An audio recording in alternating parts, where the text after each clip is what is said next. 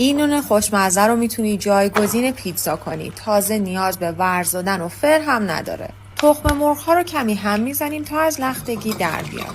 شیر، آب، شکر، نمک، خمیرمایه و آرد و اضافه و حسابی مخلوط میکنیم. 20 دقیقه بهش استراحت میدیم.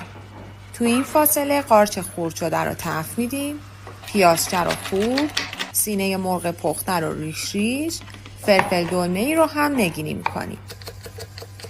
مواد رو کمی هم میزنیم و سبزیجات و مرغ رو اضافه و یک دست میکنیم. تابه رو چرب میکنیم، چند ملاقه از مواد میریزیم و درش رو میبندیم. روش که اینطوری مات شد با فرچه روغن میزنیم، برمیگردونیم تا طرف دیگهش هم بپزه. روی توری میذاریم تا خنک شه. بعد هم از عطر و طعم بی‌نظیرش لذت میبریم.